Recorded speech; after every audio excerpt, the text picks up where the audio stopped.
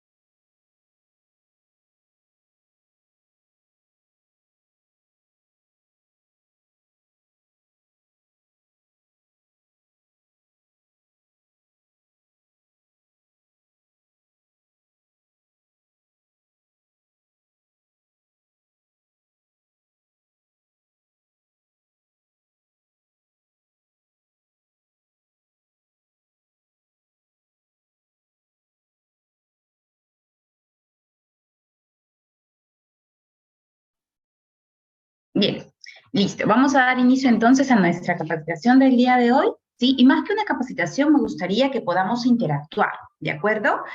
Es importante que ustedes muestren o manifiesten sus dudas, alguna consulta que tengan, alguna inquietud, siempre es importante poderlas expresar, ¿de acuerdo? Así que vamos a dar inicio y como les comenté, más que una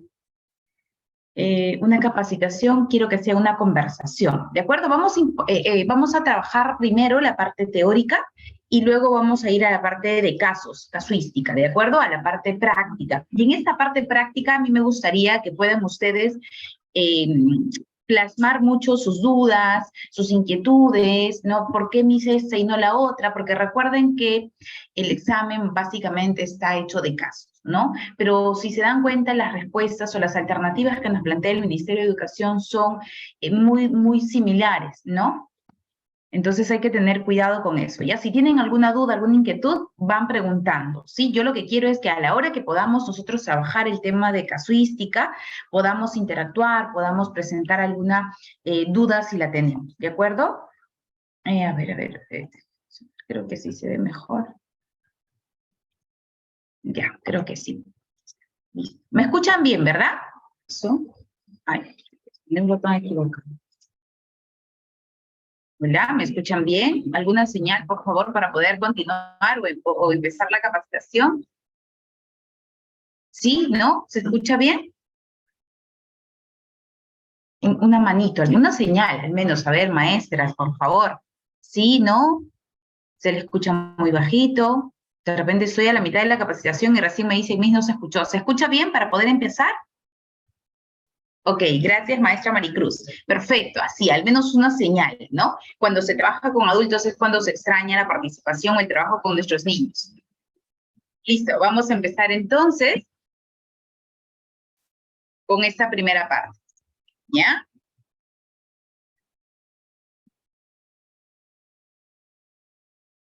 Es importante que cuando nosotros hablamos de educación inicial, empecemos siempre por este documento, ¿no? Que es el pilar, que es el documento o nuestra columna vertebral, ¿no es cierto? Es el documento fiel que nosotros debemos seguir, leer, revisar, y espero yo que cada una de ustedes haya revisado ya de ida y venida, derecha, izquierda, de arriba abajo, este material. Seguramente todos lo tienen y si todavía no lo has hecho, les invito por favor a que puedan descargar porque es necesario. Muchas veces, y se los digo por experiencia también, muchas veces o tenemos los años trabajando en educación inicial, pero desconocemos el fondo de ese documento, ¿sí? Entonces es importante que lo podamos leer con detenimiento, con mucha minuciosidad, ¿sí? Porque lo que marca ese documento, digamos, es lo esencial en el trabajo del nivel inicial. Bien, entonces vamos a nosotros darle algunas pinceladas como para poder profundizar seguramente lo que ustedes ya tienen consigo, ¿sí? Para que estén del todo preparadas para este examen de ascenso. Programa curricular del nivel inicial entonces, ¿no? ¿Qué es lo que promueve este nivel? En este nivel se van a promover el desarrollo y aprendizaje de los niños y niñas en estrecha relación y complemento con la labor educativa de las familias. Si bien es cierto, es importante que tengamos en claro que el trabajo es mancomunado, ¿no? La trilogía, docente, niños, padres de familia. No podemos trabajar de manera desconectada, ¿bien? Por esto, dice, por ser esta la primera y principal institución de cuidado y educación del niño durante los primeros años de vida. Si bien es cierto, los niños comparten mucho tiempo también en el inicial, ¿no? Sin embargo, hay un espacio de tiempo que también este niño comparte en casa, ¿no? Pero por otro lado, también es importante entender a nosotras las maestras que, si bien es cierto, la educación empieza en el hogar, ¿no? Es importante analizar un poco las familias, cómo es el hogar, cuál es la realidad hoy en día de nuestros niños, ¿no? Entonces hay que ponerle un doble de esfuerzo ahí para nosotras las maestras educadoras. Definitivamente hay que tener en cuenta que sea cual fuese la familia que venga, ¿no? El niño de la familia que venga, es importante mantener la trilogía, ¿no es cierto? Porque esta podría ser, por ejemplo, una de las preguntas también importantes, ¿de acuerdo? Entonces la trilogía se tiene que marcar. Niño, maestra y padre de familia, en un trabajo mancomunado, sincronizado. Bien, además dice constituye el primer espacio público en su entorno comunitario en el cual los niños y las niñas se desarrollan como ciudadanos. Definitivamente es el primer espacio en el que el niño empieza a interactuar con el mundo, a socializarse, a relacionarse, ¿no? A aprender de sus pares, a aprender de la interacción con el adulto también que lo guía, ¿no? Y por eso es importante también, ¿no? Tener una mirada respetuosa sobre la niñez. Y cuando hablamos de una mirada respetuosa sobre la niñez, hablamos de estos tres puntos que seguramente lo han escuchado, que seguramente lo han visto, ¿no? Pero vamos a consolidarlo, porque una de las revisiones, seguramente si ustedes han revisado los exámenes anteriores, hay 3 o 4 preguntas sobre este tema, ¿no? La mirada que se tiene sobre la niñez, ¿no? En función a estos 3 puntos específicos que los marca las miradas del Ministerio de Educación, ¿no? El niño como sujeto de derecho, el niño como sujeto de acción, más que de reacción, ¿no? El niño es un sujeto de derecho, de acción y sobre todo el niño es un ser social. Vamos a profundizar un poquito esto y sobre todo lo vamos a llevar también a la parte práctica, ¿no? A nuestro día a día.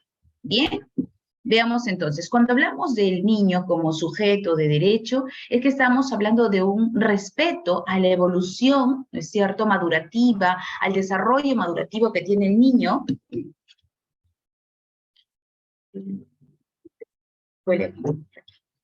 ¿Sí? Dentro de su proceso evolutivo en la etapa de la infancia. Estoy hablando de un derecho a la vida, derecho al respeto de sus propios estilos de aprendizaje, de sus propios ritmos de aprendizaje. El niño tiene que ser respetado, como dice allí, como niño, como infante, de acuerdo a su edad, ¿sí? Y es por eso que nosotros debemos conocer mucho las características de los niños. ¿Cuáles son las características del niño de 1 año? ¿Cuáles son las características del niño de 2, de 3, de 4, de 5? Y en función a ese conocimiento, yo debo, ¿no? Y este conocimiento me va a permitir a mí, ¿qué cosa? Un respeto al niño. ¿Sí? Cuando hablamos de un niño o del niño como sujeto de derecho, hablamos o hablamos de la importancia que debemos tener o de esa mirada importante que se debe tener en función al respeto de sus aprendizajes. ¿Cómo van aprendiendo los niños? Hay niños que aprenden a través del movimiento, ¿no? Porque les gusta más la parte kinestésica. Hay niños que aprenden más de manera visual, de manera auditiva, ¿no? Los ritmos, hay niños que aprenden más rápido, hay otros que necesitan mayor reforzamiento. Entonces, todas esas cosas me enfocan, William, sí, hay que tener cuidado. Entonces, todo eso me enfoca o me deriva a esta primera mirada de sujeto, el niño como sujeto de derecho, ¿de acuerdo? Sí, a eso se refiere, a un respeto al niño en todo su sentido, ¿sí? A su evolución, a su aprendizaje, a su desenvolvimiento, a sus características, ¿de acuerdo? Pasamos a la siguiente mirada, que es el niño como sujeto de acción, ¿no? No sé si a ustedes les ha pasado, pero en el tiempo que yo he trabajado con niños, entonces el tiempo que vengo trabajando con niños, a veces entre mises conversamos y decimos, ay, qué bueno, me han tocado niños lindos, tranquilitos, quietitos y todos están cruzaditos de brazos.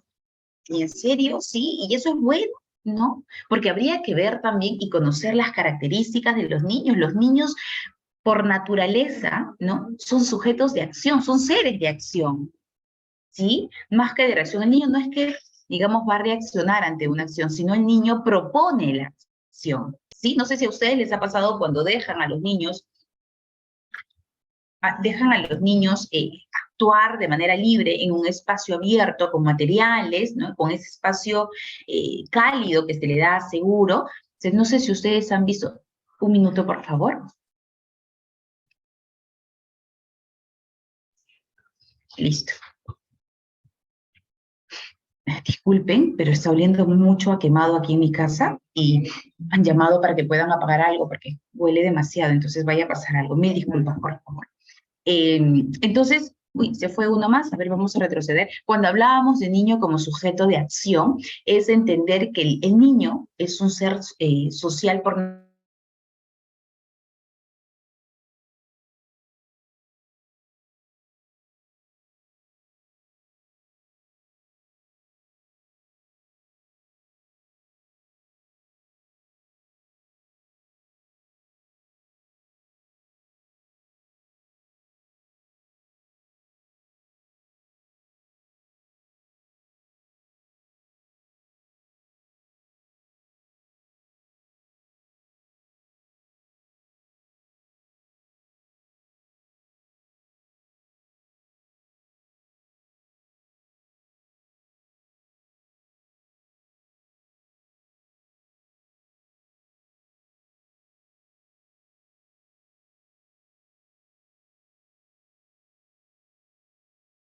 Hola, hola.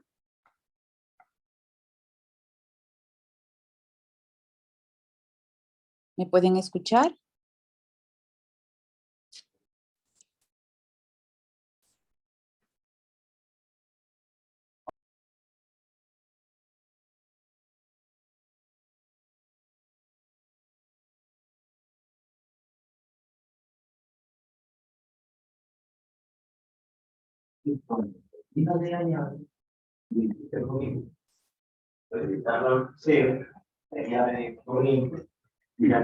Ya está.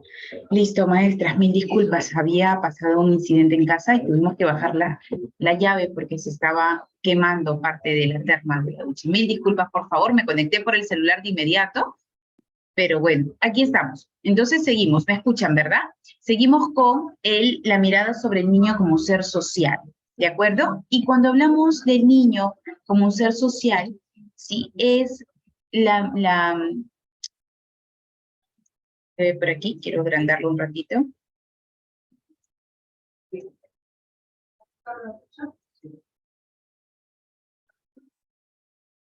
Bien, es entender que el niño, por naturaleza, es un ser social, que le gusta interactuar, ¿sí? Pero va a depender mucho también el tema de la confianza que se le haya dado. Y es por eso que existen niños un poquito más tímidos, un poquito más ensimismados, ¿no? Que otros, ¿de acuerdo? Pero cuando hablamos de una mirada sobre la niñez, es entender esos tres aspectos que acabamos de mencionar. Al niño como sujeto de derechos, al niño como sujeto de acción más que de reacción, y el niño como ser social. ¿De acuerdo? Esos tres conceptos deben quedar clarísimos en nosotros. Y por ahí si nos postulan algún ejemplo, que lo vamos a ver más adelante, alguna casuística, es para poderlo derivar seguramente a una de estos conceptos mencionados. Bien, cuando hablamos de la primera infancia, hablamos también de definitivamente los dos ciclos con los que trabajamos, ¿no? El ciclo 1 y el ciclo 2. El ciclo 1 que abarca de menores de 3 años y el ciclo 2, 3, 4 y 5 años. ¿Sí? Vamos a enfocarnos un poquito en esta primera parte que es, sí, por favor, que es el ciclo 1, los niños más pequeños. Cierran nomás, por el ruido. ¿Sí? Los niños más pequeños. Vamos a ver cómo es que debemos trabajar con ellos, cómo deberían ser los momentos de cuidados para ellos, ¿no es cierto? Cómo es que debemos trabajar la actividad autónoma, la actividad de juego libre con ellos. Entonces vamos a ver un poquito sobre esto. ¿Bien? Recuerden, ciclo 1, menores de 3, ciclo 2, 3, 4 y 5, que seguramente son muchas las de ustedes que están trabajando con niños más grandecitos, ¿no? Es importante tener en cuenta el desarrollo del vínculo de apego, ¿no? Normalmente este proceso de apego va a brindarle, va a proporcionarle al niño una seguridad, una confianza para que pueda él explorar, para que él pueda indagar de manera autónoma, de manera segura, de manera o con iniciativa, ¿de acuerdo? Es muy importante este vínculo del apego. Lo ideal es que este vínculo del apego se tenga que dar con mamá, con papá, pero nuestra realidad es que muchas veces este vínculo de apego se da con el adulto cuidador, ¿no? Que es la abuela, el abuelo, los tíos, primos, alguna vecina, la nana, ¿no es cierto? Sin embargo, con quien se dé, ¿no? Es importante para el niño, porque al niño este vínculo de apego le crea seguridad para hacer sus cosas, le da confianza para poder atreverse, ¿no?, a iniciar este contacto con la naturaleza, con el mundo exterior. Así que es importantísimo este vínculo de apego, ¿de acuerdo? ¿Se debe desarrollar? Sí, con la familia directa, mamá, papá, pero usualmente se da con otros. Pero es importante que se dé, sí es importante, con cualquier adulto cuidador. Abuelo, abuela, tía, ¿de acuerdo? Ahora, hablamos de los momentos privilegiados de interacción con el adulto significativo y el niño. Y es que cuando hablamos de los momentos de cuidado, ¿sí, maestras? Hablamos de momentos de aprendizaje, ¿sí? Los momentos de cuidado son momentos de aprendizaje en esta primera etapa, ¿sí? Cuando los cambiamos, por ejemplo, ¿no? El momento de cambio de pañal. Anticiparle al niño que le vamos a cambiar el pañal, cuando le estamos cambiando el pañal, de repente decirle que estamos acostando, te vamos a acostar, a ver, levanta tus piernitas, ¿no? Y vamos haciendo todo el proceso de cambio de pañal, ¿no? Y todo lo que vamos a ir verbalizando. Lo mismo cuando nos lavamos las manitos, por ejemplo. El momento de lavado de manitos. Vamos a lavarnos las manitos, mira, este es el jabón, este es un jabón de repente, no sé, de avena. A ver, juntamos las manitos, sí, estas son tus manos, tienes dos manos, vamos a lavarnos, abrimos el caño, mira cómo sale el agua. El hecho de que nosotros verbalicemos todo lo que hacemos con los niños es ya un aprendizaje en situaciones cotidianas, en momentos de cuidado. Y por eso decimos que los momentos de cuidado son momentos privilegiados. Es importante que el adulto cuidador sepa esto. Puede ser mamá, papá, abuela o la maestra que está cuidándolo. Muchas veces, cuidado ahí, porque muchas veces cuando las maestras estamos a cargo de los niños, lo que queremos es agilizar, hacer las cosas más rápidas, ¿no? Y pasamos pañitos rapiditos sin mencionar nada. Ya, rápido. Rápido, y vamos corriendo uno tras otro niño. Entonces, no es la idea, porque se está rompiendo, se está perdiendo todo lo que realmente se debería hacer, se quiere hacer, o se quiere ganar, ¿no? Entonces es importante respetar los momentos también de cuidado a la hora de comer, qué es lo que está comiendo el niño, cómo es la textura de sus alimentos, de qué color son los alimentos, ¿no? ¿Qué sabores tienen estos alimentos? Entonces es importante ser conscientes de los momentos de cuidado y qué es lo que permite los momentos de cuidado en los niños, ¿no? Muchas veces decimos, no, pero es que ¿para qué va a ir al centro de estimulación? ¿O para qué? ¿O por qué conversar si son tan pequeños? Los niños van aprendiendo. Y, por ejemplo, el lenguaje es un elemento que se aprende a través de la imitación, ¿cierto? Entonces es una primera fuente, el diálogo, la comunicación es una primera fuente de contacto principal para poder adquirir el lenguaje.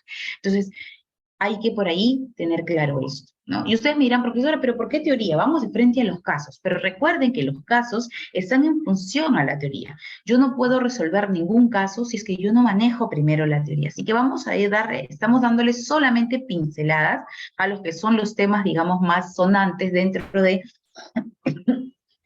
de las evaluaciones, ¿de acuerdo? Bien, entonces por ahí los momentos de cuidado. Hablamos de los momentos de actividad autónoma y juego libre.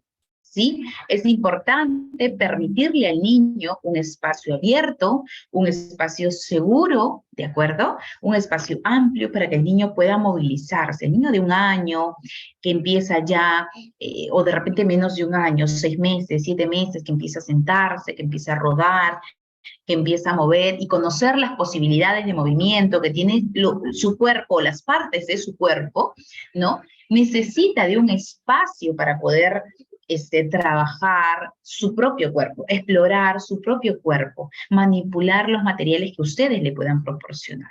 Entonces es importante el espacio, es importante cuidar los materiales que se les va a proporcionar, ¿no es cierto? Y entender que estos momentos de vivencia con los materiales que podamos dejarlos también son momentos de aprendizaje para los niños, ¿no? Es importante entender que tanto los momentos de cuidado como los momentos de actividad autónoma, porque esto, ojo, hay que tenerlo claro, ¿no? Cuando yo trabajo con niños de 1 año y 2 años, no es que yo dirijo la actividad, sino es que yo solamente le doy el ambiente, lo coloco en el ambiente seguro, ¿no? Y le permito materiales para que él, por propia iniciativa, y por eso dice actividad autónoma, por propia iniciativa, proponga actividades con los materiales que yo le he dado, ¿no? Por ejemplo, los niños de 1 año, 2 meses, que ya caminan un poquito, ¿no? ¿Qué hacen con, no sé, si yo en un ambiente abierto les pongo de repente cajas, les pongo latas, todas forradas, bien forradas de tela, porque obviamente ellos meten todo a la boca, ¿no?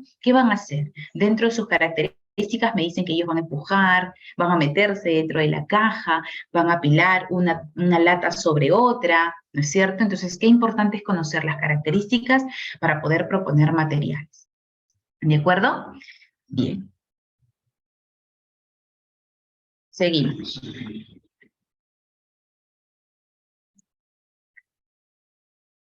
Entonces, 3 puntos importantes que debemos nosotros tener en cuenta, ¿sí? Para ir cerrando esta primera parte del ciclo 1.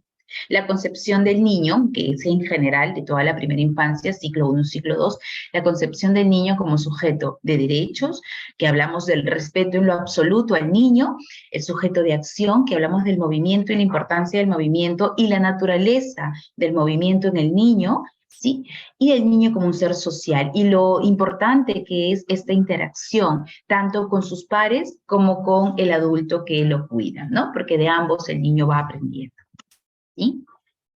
¿Qué otra cosa voy a rescatar de aquí? El rol del docente, ¿sí? Un docente que observa al niño, y por eso hace un momento les decía cuando hacíamos la actividad con primer ciclo, no es que la maestra dirija la actividad, sino la maestra lo que hace es propone el espacio, propone los materiales y observa.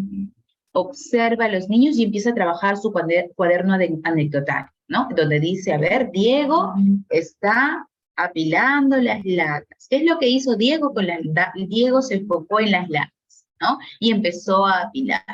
María se metió dentro de las cajas y empezó a tal y tal cosa. Entonces, lo que yo hago es solo ser observador. ¿Voy a actuar? Sí. ¿Voy a intervenir? Sí. Cuando vea que el niño pueda ser dañado, lastimado, se pueda caer, pueda dañar su salud integral. ¿De acuerdo? En otro momento no, voy a dejarlo que él sea autónomo. ¿Bien? ¿Qué más debe hacer la docente o el adulto cuidador? Anticipar lo que voy a realizar. Chicos, es momento de lavarnos las manos. En breve o en unos minutos, ¿sí? O dentro de poco iremos a lavarnos las manos. ¿De acuerdo? Otra cosa que es importante que también rescatemos dentro del rol del docente es que debemos ser muy respetuosos de sus procesos individuales, ¿sí? Evolutivos, madurativos, de aprendizaje, estilos de aprendizaje, ritmos de aprendizaje, niveles de aprendizaje, ¿de acuerdo? Hay que ser muy cuidadosos con sus procesos de aprendizaje de nuestros pequeños, ¿sí? Y por último, también es importante que dentro del rol del docente podamos nosotros ser conscientes de la importancia que tiene el espacio. Nosotros somos las gestoras del espacio. El niño del primer ciclo necesita estar en el suelo, pero el suelo es duro, se puede caer, de repente se resbala, o de repente hay algunas cosas que de repente podrían lastimarlo. Entonces yo me encargo de poner en el piso de repente una colcha, una manta, los pisos de microporoso, alguna alfombrita, lo que fuese particular o necesario de acuerdo a nuestra realidad, de acuerdo a nuestro contexto, de acuerdo a lo que tengamos, ¿sí? El espacio tiene que ser amplio.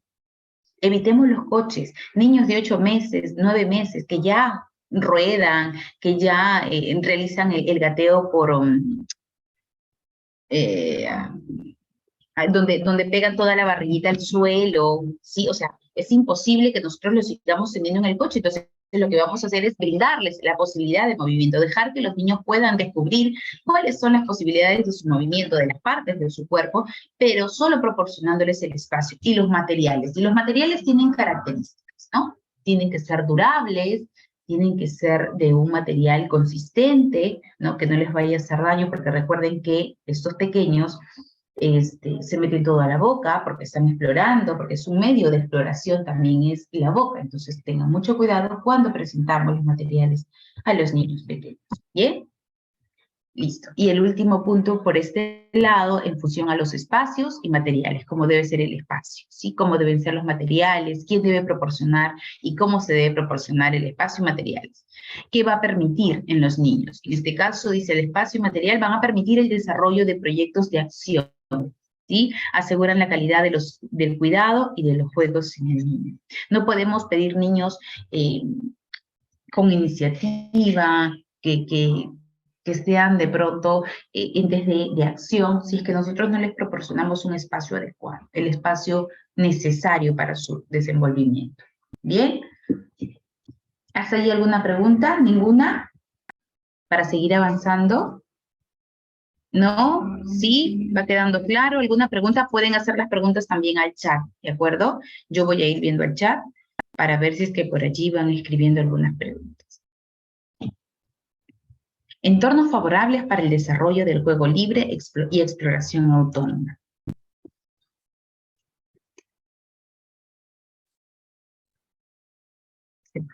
Se fueron dos.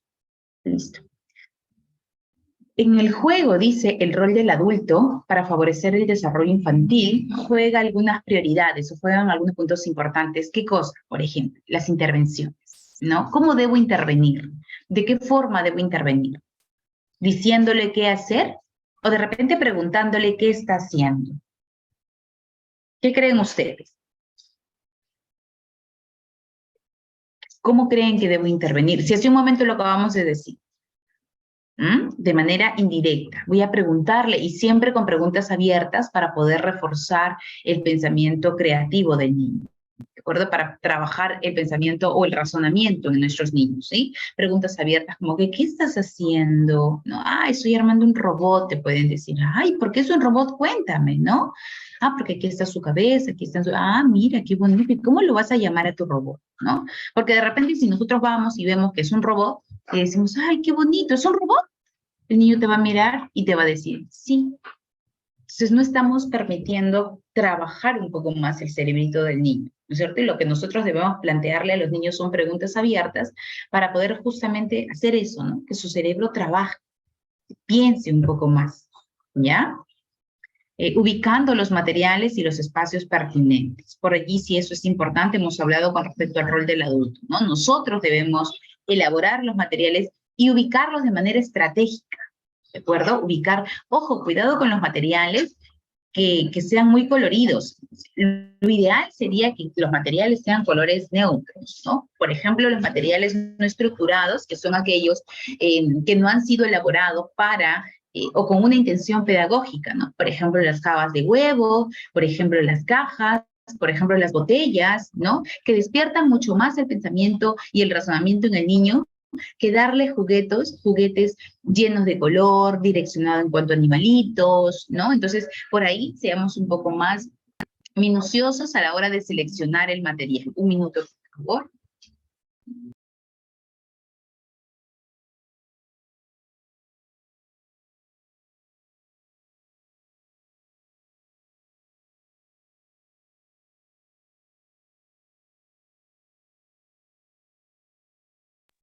El otro punto es brindar seguridad y acompañamiento afectivo.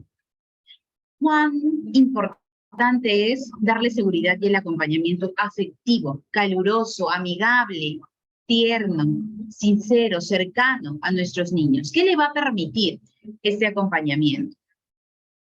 ¿Qué le va a permitir estas pinceladas importantes que acabamos de mencionar?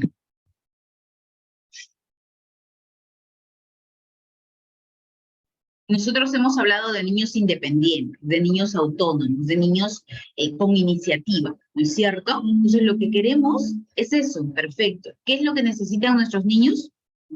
Es seguridad, afecto, ¿sí? Un acompañamiento amigable. Y eso es lo que debemos generar. Un minuto, por favor.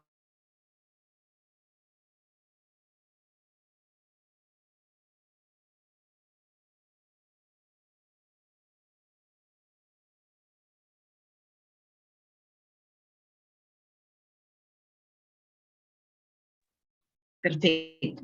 Entonces hemos dicho que si queremos niños autónomos, independientes, necesitamos darles seguridad, necesitamos darles confianza, esa sonrisa sincera, esa sonrisa amigable que debe recibirlo todos los días, ¿de acuerdo?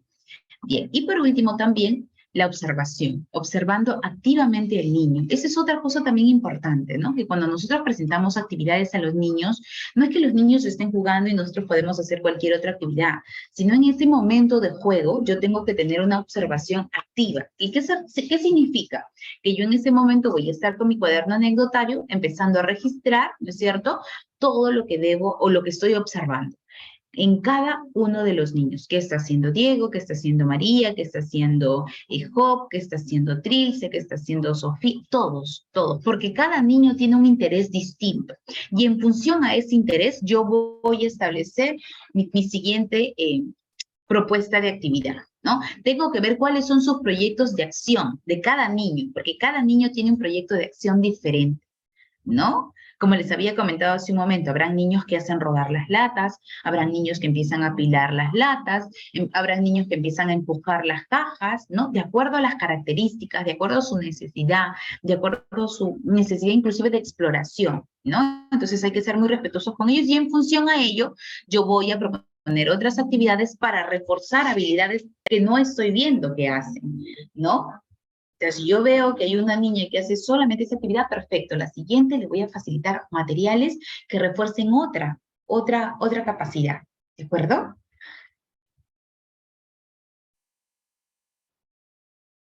Uy, listo. Vamos a hablar un poco acerca de los enfoques transversales. ¿Sí? ¿Qué son los enfoques transversales? ¿De qué manera los debemos trabajar? ¿Cuál es la mirada que le debemos dar a estos enfoques transversales? Dentro de la planificación, ¿cómo la debo considerar? ¿No? ¿Para qué me sirven esos enfoques transversales? ¿Sí? Aquí están definitivamente los 7 enfoques transversales que nosotros como profesoras tratamos de trabajar dentro del aula, ¿sí? Sin embargo, la realidad es que estos enfoques transversales no se deben trabajar de manera separada, ¿no? De manera aislada. No, estos enfoques transversales se deben trabajar desde el inicio de año, ¿no? De manera conjunta con todas las maestras del nivel, ¿sí? Y no solamente las maestras del nivel, sino las maestras de los diferentes niveles, las diferentes autoridades, los diferentes actores educativos, porque estos enfoques transversales van a responder a la problemática de mi comunidad, ¿sí? Y le voy a dar importancia y prioridad de acuerdo justamente a eso, a la problemática que yo encuentro en mi comunidad, ¿no? El enfoque intercultural que responde, que promueve el intercambio de ideas y experiencias entre las distintas formas de ver el mundo, el enfoque de derechos, que habla sobre el reconocimiento de los derechos y deberes, asimismo promueve el diálogo y la participación y democracia, el enfoque de igualdad de género, que busca brindar las mismas oportunidades, no tanto en hombres como en mujeres, eliminando situaciones que generen desigualdad entre los mismos. El enfoque ambiental, que busca formar personas conscientes del cuidado del ambiente, que promuevan el desarrollo de estilos de vida saludables y sostenibles. Vamos a darle lectura rápida, el enfoque de búsqueda de la excelencia, que va a incentivar a los estudiantes a dar lo mejor de sí mismos para poder alcanzar sus metas y contribuir con la comunidad, porque eso es lo que se quiere. Uno de los fines de la educación es formar personas conscientes que puedan ser aporte a la sociedad en adelante. Entonces, este enfoque me ayuda muchísimo, ¿no es cierto? Este enfoque me ayuda y va perfecto a lo que es la finalidad de la educación, del sistema educativo, de la educación in situ. Entonces, yo este enfoque lo debo trabajar de manera constante, ¿bien? El problema es que todavía nos falta articular mucho más entre niveles, nos falta conectarnos más entre actores educativos. Trabajamos sí, pero las mises de 3 años, las mises de 4, las mises de 5, ¿y dónde está el resto? ¿En qué momento hacemos una reunión colegiada entre todas las edades, con todos los niveles y con todos los actores educativos, desde la directora hasta el personal de limpieza, los padres de familia, el personal de APAPA, los niños? Porque todos debemos dar nuestro punto de vista, no solamente es la mirada de la profesora, no solamente es la mirada de la directora, sino es la mirada de todo el conjunto, ¿bien? El enfoque inclusivo o de atención a la diversidad, ¿no? Que busca reconocer y valorar a todas las personas por igual, con el fin de erradicar la exclusión, discriminación y desigualdad. Hablamos de una sociedad inclusiva años atrás. La pregunta es que, en teoría, ¿cómo estamos actuando? ¿No? ¿Cómo recibimos a un niño, por ejemplo, que no puede caminar en las aulas? ¿No? ¿Cuál es la real actitud de la maestra, de los mismos padres de familia? Una cosa es la teoría definitivamente y otra cosa es la práctica, ¿no? Debemos ser mucho más conscientes en la práctica. El enfoque de orientación al bien común, ¿no? Que busca que el conocimiento, los valores y la educación sean bienes que todos compartimos, promoviendo relaciones solidarias en comunidad. Pues bien, maestras, si yo les digo que definitivamente estos enfoques hay que trabajarlos de acuerdo a nuestra realidad, por ejemplo, imaginemos que la institución educativa donde te ha tocado laborar o donde laboras tiene problemas de, no sé, de contaminación, hay basura alrededor, entonces definitivamente voy a empezar con el enfoque ambiental, ¿no? Pero, y tu mejor amiga, ¿no? Que vive de repente en otro distrito y está en otro colegio, te dice, oye, María, ¿con qué has empezado? ¿Con qué enfoque? ¿Cómo estás trabajando? Ah, yo he empezado con el ambiental. Ah, yo también. Pero de repente ella tiene otro problema, o la problemática de su comunidad, de su institución es otra. Entonces, definitivamente esto no es algo que yo pueda compartir y copiar, ¿no? Hay que entender que esto va a responder a la problemática de mi comunidad, del alrededor, de los alrededores de mi institución educativa. Aquí están nuevamente los 7 derechos y dice cómo se abordan los enfoques transversales, ¿sí? ¿Cómo los trabajo? Los enfoques transversales se abordan desde las situaciones no planificadas o pueden ser también llamadas situaciones emergentes, ¿no? Planificadas o previstas y desde la organización de los espacios educativos. En estas situaciones se movilizan algunas competencias y valores de los niños y niñas para atender a las problemáticas, necesidades o intereses. Entonces yo debo trabajar estos enfoques transversales desde el inicio de año en función a mi realidad, con todos los actores educativos, ¿sí? Pero ¿qué sucede si es que, ojo, qué sucede si es que más o menos en junio la problemática o la situación del contexto cambia? Entonces, pero es algo no planificado, es algo que ha suscitado de momento, perfecto, pero empiezo a considerarlo. Hoy, por ejemplo, en día, no hemos tenido nosotros, de repente, la institución educativa al inicio de año tenía un problema de contaminación, pero más o menos a medio año lo que sucede es que abren de repente una cantina cerca a la institución educativa y está generando otra problemática, ¿no? Entonces yo tengo que empezar a mirar cuál es la problemática, es algo no planificado, pero igual se tiene que trabajar y considerar porque son situaciones que van a afectar a nuestros niños y por ende a nuestra comunidad, a nuestra sociedad. ¿De acuerdo? Entonces, de esa manera, no es que yo las haya planificado de tal forma que yo digo, ay, en enero empiezo con esto porque, no sé, me gusta. No, todo es en función a la situación que se da, a mi contexto.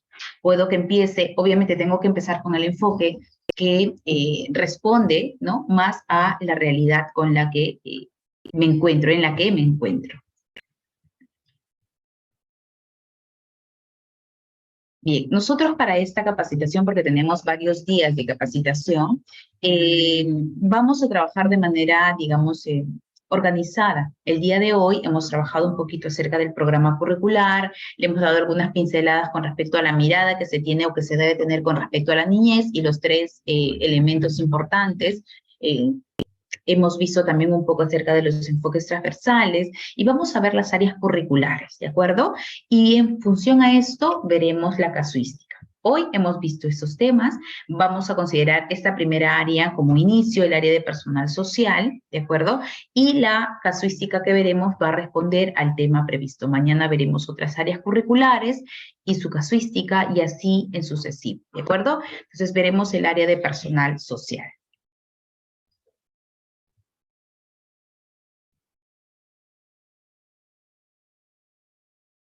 El área de personal social que habla acerca del cuidado, ¿no? Del conocerse, del cuidarse como persona.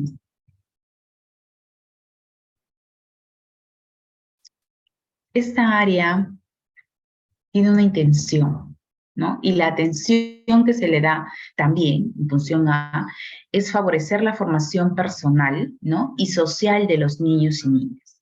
Busca que el niño se conozca, se identifique, fortalezca esta identidad personal, ¿no es cierto? Y relación con sus compañeros también, ¿de acuerdo? Promoviendo y acompañando procesos como, dice, la construcción de su identidad a partir del conocimiento y la valoración de sí mismos, ¿sí? Y también el reconocimiento de las creencias y costumbres de su familia. La expresión y el reconocimiento de sus emociones, ¿no? Que lo llevan al inicio de la regulación de las mismas. Qué importante es esta área que definitivamente muchas veces queda relegada por otras áreas curriculares, ¿no? Miren cuán importante es trabajar el área de personal social que le va a permitir al niño conocerse como persona, le va a permitir empoderarse como persona, conocer sus cualidades, conocer sus debilidades también, ¿no? Porque así como tenemos posibilidades de movimiento, de crecimiento, también tenemos limitaciones. Lo mismo por el otro lado, ¿no? Fortalezas, debilidades que tenemos como personas. Es importante esta área también porque nos va a permitir conocer sus emociones y sobre todo, y lo más difícil, manejar las emociones, ¿no? Manejar que el niño no se frustre ante una situación de repente de juego, no están jugando y por ahí se quitan el juguetito, empiezan a pelear, llorar y el niño empieza a frustrarse. ¿Cómo manejar esas emociones? ¿Cómo ayudarlo al niño? Qué importante esta área de personal social. ¿Cuáles son los enfoques que sustentan el desarrollo de las competencias del área de personal social?